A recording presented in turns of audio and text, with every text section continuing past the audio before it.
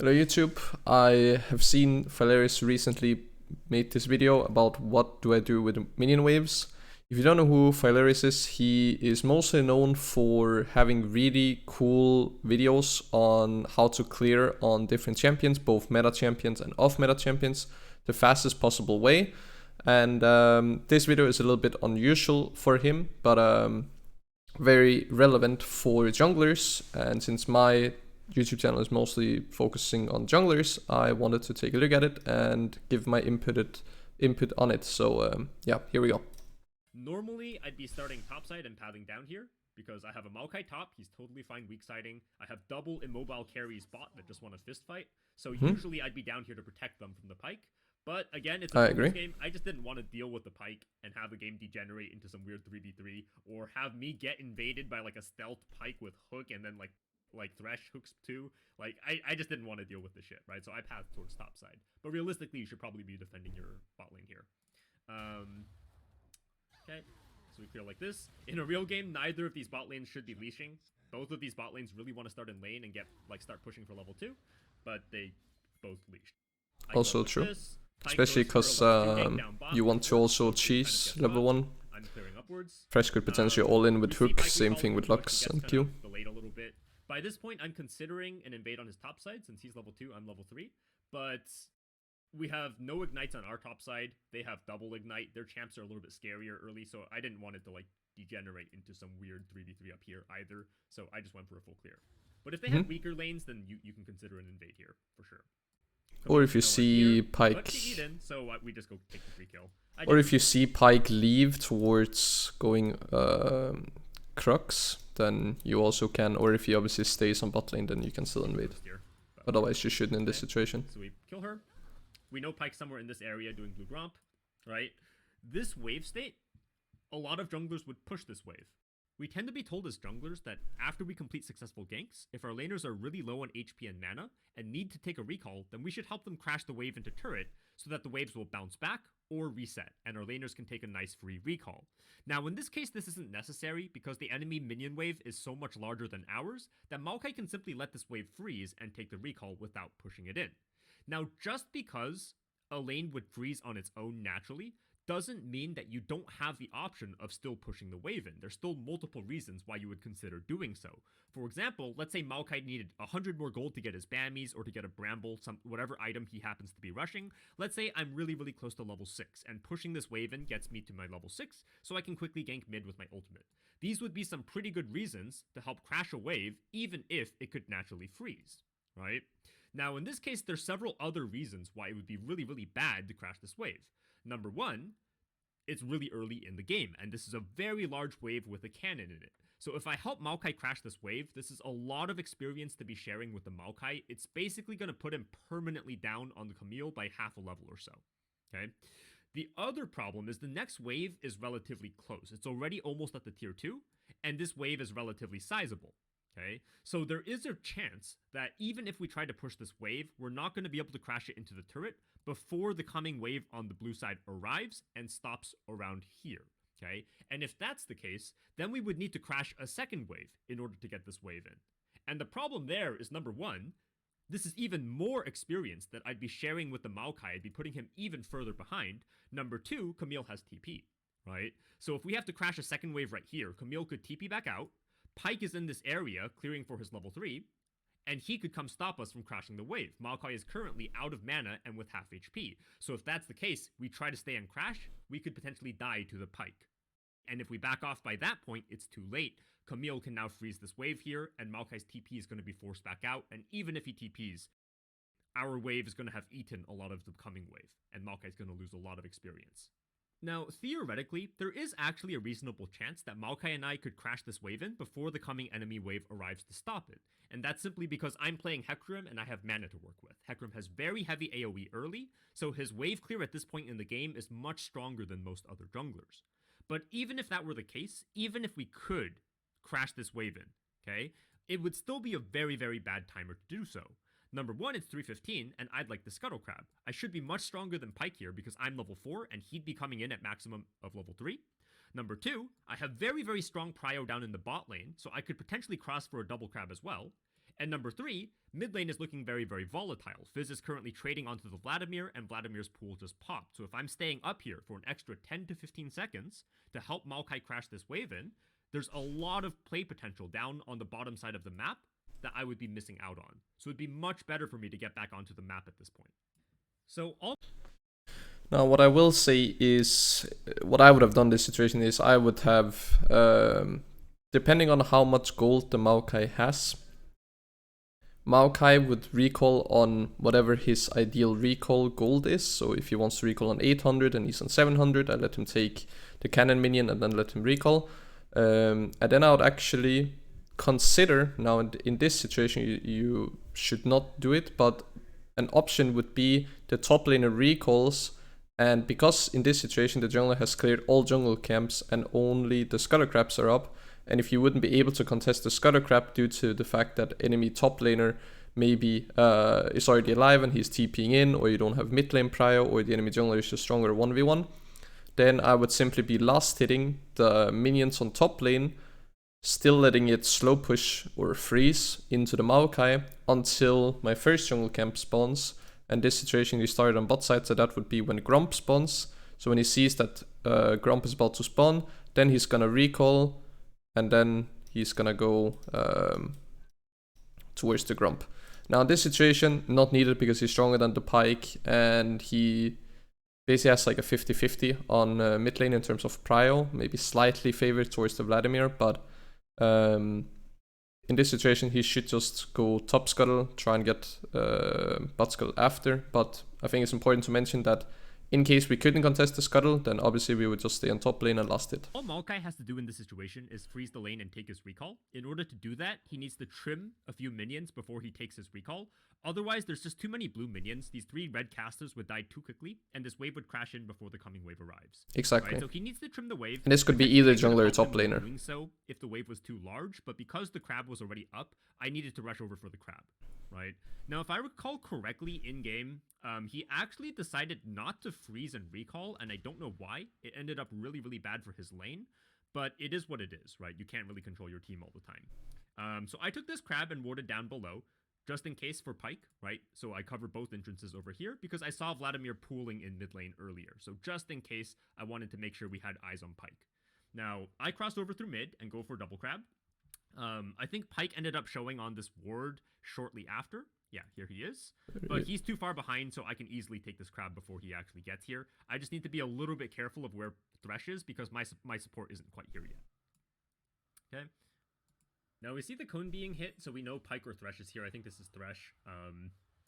In higher levels of play, after support's recall, it's very common for them to run central when there's nothing really to do bot, and you can see the bot wave here is very even, right? There's nothing significant towards either side. So I'm assuming that both supports are running towards mid lane right here. We see Fizz eating in onto the Vladimir, so everybody starts to move over, right? We see Pyke here, we see Thresh here, so we know Pyke's in this bush.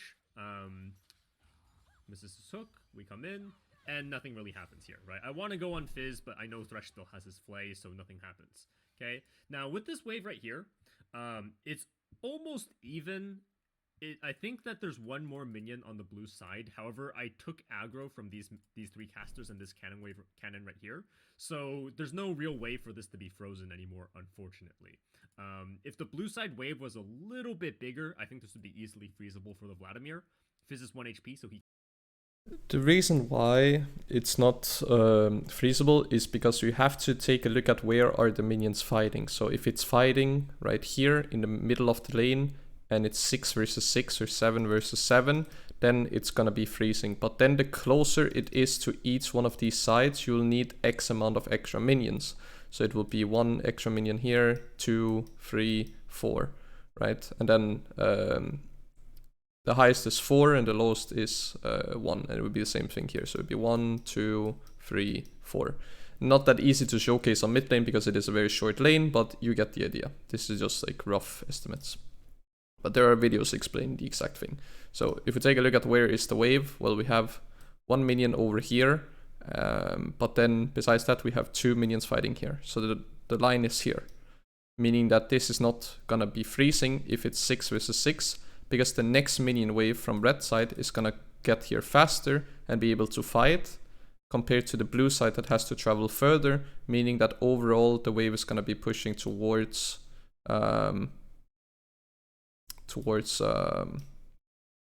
blue. Feasible for the Vladimir. Fizz is 1 HP, so he can't break it, right? So then all Lux and I would have to do is we can just come contest these Raptors, right? And there's no way Fizz can break this on his own. If Thresh and Pyke come in, we can just rotate back and help him maintain this freeze. If they try to contest us on the Raptors, then Fizz is just completely fucked, right? He has no way of breaking this freeze on his own. But unfortunately, I took aggro from these, so there's no real way to freeze this anymore, so we just decided to crash this wave real quick. Right? Yep. We can still invade these Raptors afterwards because these champs have no AoE, right? So they're very, very slow at taking them. So as soon as we crash this in, we just go fuck with the Raptors over here, right? Fizz is stuck here with 1 HP, so there's no way he can help. So this is just a free Raptor camp for us, right? Now, Vladimir could have just taken a recall, like right here. As soon as he crashed this wave, he's absolutely free to just recall here. There's no way Fizz can crash all of this on his own. Vlad can recall, come back out in time for the wave to arrive here. I think the reason he stayed is just because Fizz is so low, but we can't dive because Thresh and Pyke are here, right? So I think he just stayed because he saw me invading, so he wanted to stay on map and like support, which is fine. It's understandable. But yeah, I'm up 2 levels here, so I take these Raptors for free.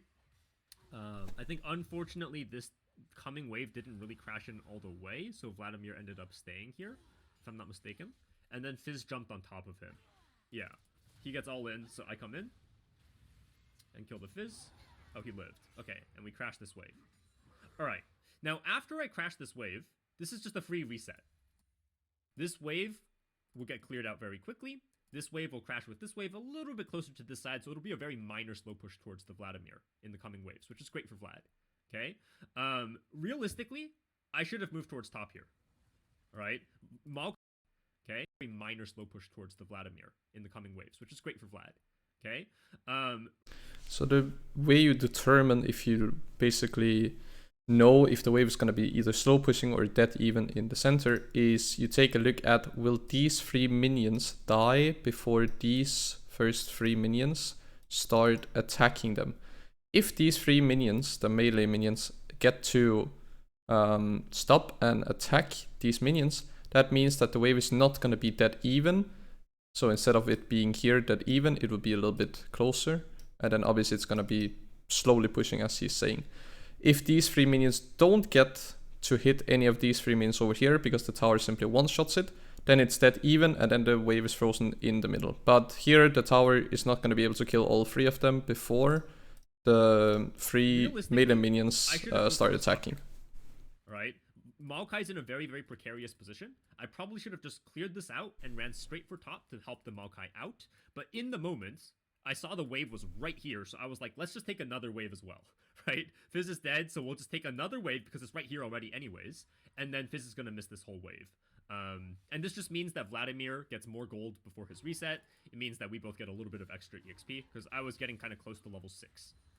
But again, this is another timer where Vlad could have just reset there, and I could have run top, and you can see top kind of paid for my sins here. If I was a little bit more aware, I could have gone for this, but it's just because the wave was right here. I didn't actually... You wouldn't do this, of course, if Fizz had TP. But because Fizz is playing with Ignite and he was dead, you could do it, but it is quite greedy. And in my opinion, the only real reason why you would want to do it is so that you can, if you need that specific amount of gold to get an even bigger reset, then I think it's okay to be greedy in this situation. If you don't really need the gold for a specific item, I don't see the point in doing it here. But now I'm looking top because Maokai's dead. Then I would either base in this situation or run towards top lane to potentially look for a kill. And then, yeah, if I decide to base, then I'll decide to full clear. So then I'll be clearing. In this situation, you could clear either one way or the other because all 4 jungle camps are up. Well, this one is about to spawn, so you could go from bot to top, but you could also go from top to bot because all of them are up because we spent so much time in mid lane. And I'm like, okay, big wave crashing in here. I hit tab, Maokai doesn't have TP, so I want to go catch this wave, right? I don't want all of this to go to waste. So I skip out my Raptors here. This is too big of a wave to let by, and I head up. All right. She has E, there's no way I can kill her. But I actually arrive just in the nick of time where the wave doesn't fully crash. So what I do here is I pull the wave, Okay, there's no way Camille can fight me right here. I'm full HP. She is 1/4 HP. I pull this wave out a little bit. I could even start stacking my Q on this if I really wanted to, because the next wave is right here. Okay, if I took this wave, I would be absolutely massive. I would hit level 6 off this wave, and I could shit on the map. The thing is, I'm so close to 6 that I'm hitting 6 off one camp anyways. If I take this wave, okay, my Maokai is really fucked. He's really, really, really fucked. He's still level 4. Camille is well into level 5 after solo killing him. Now, Maokai's a champion that can play on low economy. That's fine. It's fine for a Maokai to be behind. You'd rather have a Maokai that's behind than like a Jax or a Relia that's behind, right? But because he's versus Camille, if Camille gets too far ahead, she's just going to be a complete nuisance in the split push, right? That I don't want to deal with, okay? So I actually hold this for the Maokai. I pull it out a little bit. Don't just stand in the wave or you'll take too much damage. Kind of pull it this way. Drag the wave off the tower until the next wave gets here. And you can see what this does for my Maokai, right? He gets here, and there's a really, really beautiful wave waiting for him. And the Camille is like, what the fuck? Right? I thought I pushed in. I was going to take a recall. Now she's in a really awkward position where she's 1/4 HP, but there's a big wave here that Maokai could easily freeze, so she kind of has to stay. All right? Now, what I'm thinking here, I still haven't recalled yet, so I really want to take a recall. I have a lot of gold. So, in terms of should Camille stay or shouldn't she stay, if Pyke gets near top lane, they can maybe push it out together. They can't really fight due to the fact that Camille is lower on HP and she hasn't really based yet. But maybe they can push it out. But technically, Camille should not stay in this situation. She should actually just back off and say, okay, I'm in a really bad position for the next 2, maybe 3 waves. But at least I don't die. Or she can say, I am willing to die, but I have to push in this wave, because otherwise I'll be in the exact same situation where I'm gonna be destroyed in the next few waves without gaining anything.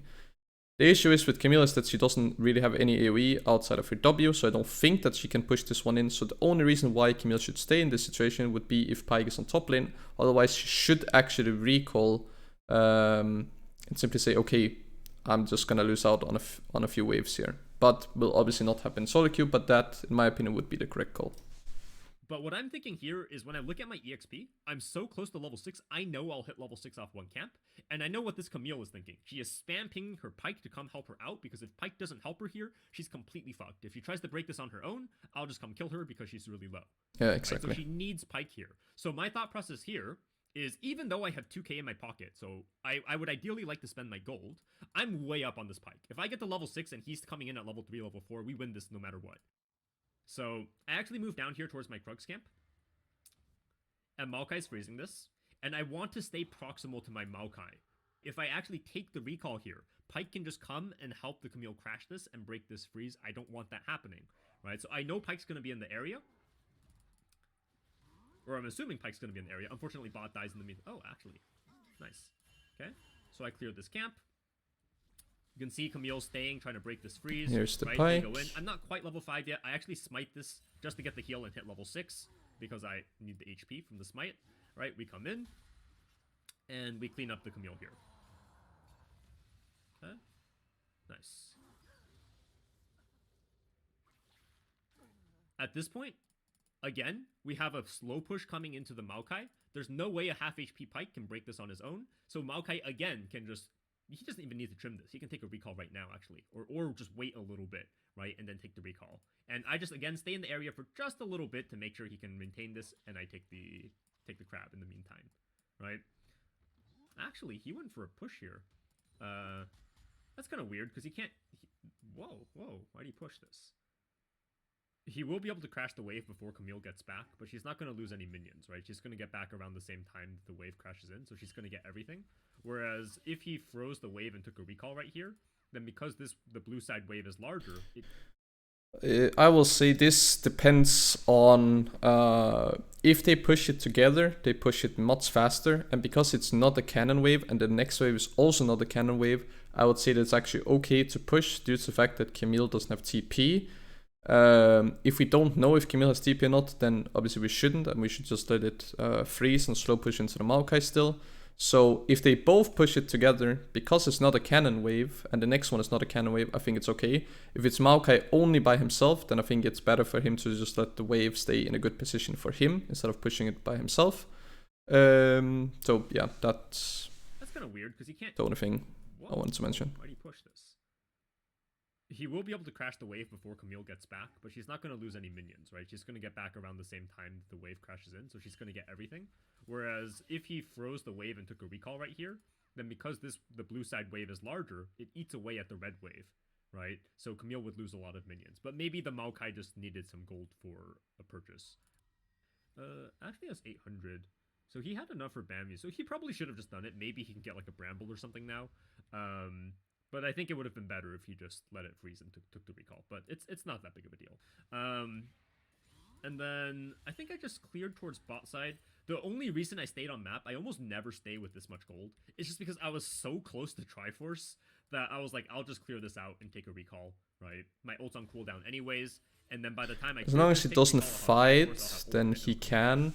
Right. The only downside really of staying with a lot of gold is the fact that you can't fight, so you can't force a fight and you can't respond to a fight.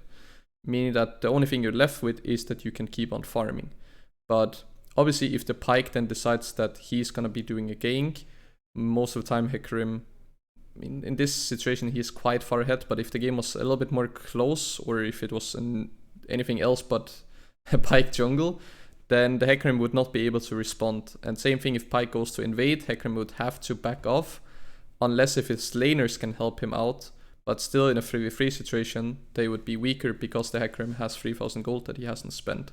So for farming, it's okay that you're staying with this insane amount of gold on the map, but most of the time you should have recalled long time ago, because Pyke now has the option to do something. He can go for a gank, he can start the Drake, he can invade, and Hecarim won't really be able to do too much if the game was more close. You would never stay on map with this kind of gold. Even in a like a ranked game or something like that, I'd probably just recall there. I wouldn't greed this, because I'm on map and I'm super weak compared to what I should be, right? But you know, there is a reason behind it, right? Because I know my gold, I'm almost at Triforce. But for example, this play, if I took the recall earlier, I could be involved in this play. If I saw it happening, I'd be running out towards my bot side. I'd have items, and I could easily stomp anyone, even if I just have components. I don't need the full Triforce to be strong here, right? So that was so close, and my ult on cooldown anyways. So it kind of lines up, and this way I can be topside with Triforce in time for the Rift Herald. And I come out for Rift, go for Krugs. This is kind of interesting as well. Here, Maokai's trying to crash the wave, but Camille does the same thing I did. She starts to drag upwards because the wave's here. Maokai needed to escort this in further, and now Camille has a little bit of a freeze in front of her turret. It's a very small one, but it's there. So I'm a little bit worried that Maokai might get ganked, some weird shit. So what I will say, in this situation, there are 3 minions, but they're not full HP, and it's this close to the tower. So already on the next wave, it will be closer towards the Maokai. So then it'll be crashing here. The next wave again, it'll be going here, right? So Maokai is actually not being free stunned because it's way too close to the tower of the Camille. So this is actually not gonna be freezing. It's freezing for this wave, but already for the next wave, it's actually gonna be slowly pushing towards the Maokai.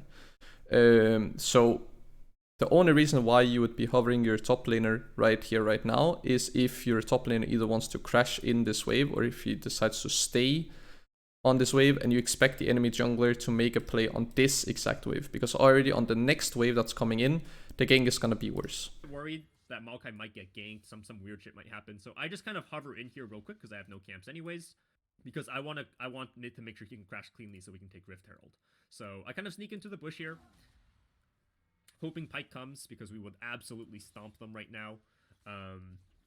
But this can be a gank on its own as well, because Maokai has ulti, right? So she walks a little bit too far up. Maokai...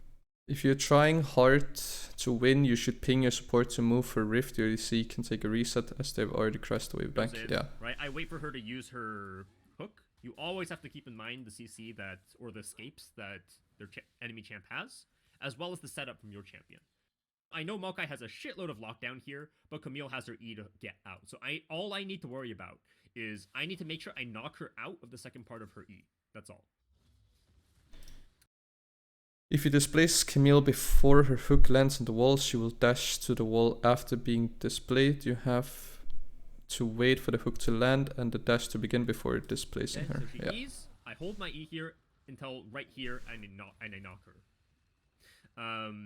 Here, we chase her down. She still has her ultimate.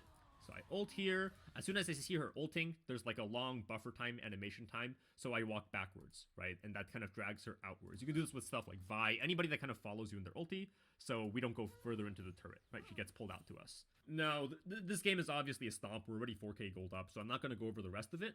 But I'm hoping that you learned something. That's basically the end of the video. So what I'll say is that this was a very, very, very good video. I think Phylaris is really, really smart about the game, and I've actually seen a bunch of both his clearing videos and also just from hearing him talk, he knows what he's talking about and he's really, really good. I know he's also doing some coaching. Now, I haven't seen any of his coaching sessions or know anything about how he coaches, but just from this video and some other videos that I've seen, he's a very smart player when it comes to the game and really, really good about macro. So really, really good. And if you don't know all of these situations when it comes to the wave as a jungler, but also as a laner, heavily recommend watching this video, even replaying it, even going to his video. I'll link it down below, and I'll heavily recommend subscribing to this guy because a lot of the content that he's making will definitely help you become better at the game and understand the game better. So really, really good video.